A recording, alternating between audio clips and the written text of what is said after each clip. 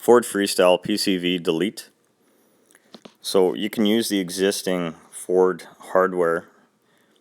You'll basically just remove the existing lines and you'll chop the ends off of them. You want to keep the ends, and this is just a spare that I have. So leave them in place. After you cut them off, it'll just be easier to remove that shrink tubing that they use. You'll need a little bit of heat on it so you can cut through it a lot easier, and it's a lot safer cutting it while it's on the vehicle versus holding it in your hand. Olfa knives are pretty unforgiving. So as you're cutting, you just want to cut the tubing. You don't want to start hacking and slashing in there, and there's little barbs and an O-ring that's in there. So less damage that you can do, the better.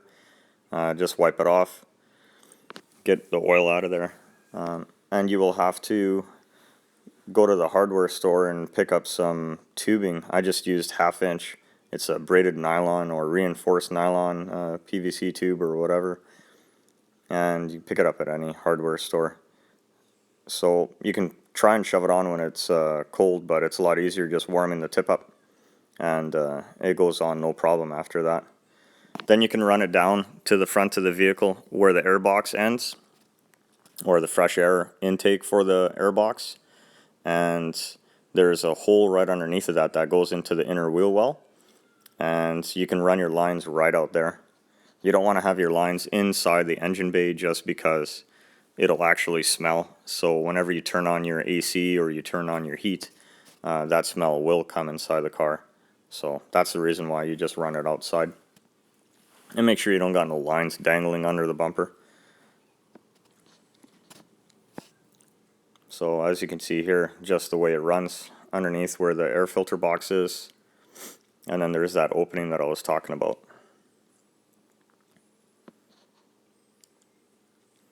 So the line at the back of the engine, you'll have to remove the air filter box and stuff just to get to it, and you'll see that in a moment.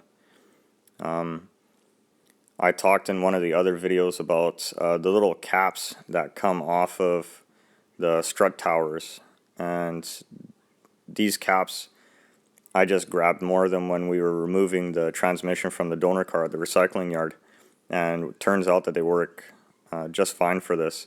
They're a little bit smaller than the opening, or the diameter of the opening, so they fit quite tightly and there won't be any vacuum leaks. So that's what I used. There's other stuff that you can find to plug those up. You just want to make sure whatever you use actually won't come off, because you will have a vacuum leak and it could cause the car to go into limp mode, especially if it's the one that goes behind the throttle body. So after you remove everything, remove your throttle body, just hang it off to the side. Don't take off any of the lines on the top unless you've drained your antifreeze. Otherwise you'll get a little bit of antifreeze all over the place.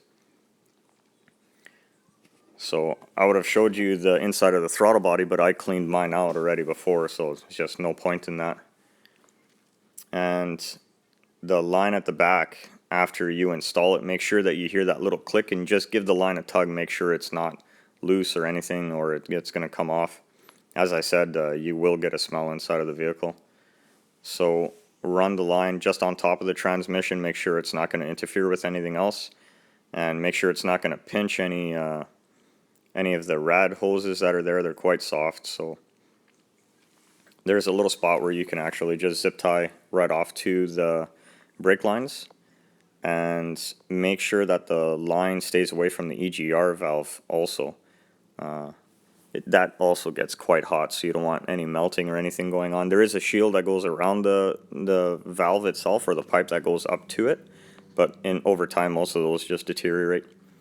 So just make sure it's not touching any of that stuff. Afterwards, when you get the line run in and plumbed, just let it run and follow alongside of the one that you put in the front, and just use a couple of zip ties to secure it and hold it in place, and make sure it's not hanging below the bumper or anything. And this will eliminate all of the crankcase gases that get inside and coat all your valves, coat behind your throttle body, in front of your throttle body. So it just eliminates problems for the future, makes the car run a little bit better over time. versus everything getting plugged up and carboned up and cars surging, which these cars are known to have done and still do in most cases. They had a real big problem with the cars surging in the past, and Ford came with a recall to replace the throttle body. But yeah, hopefully this video helps and works out for everybody doing it. So thanks for watching.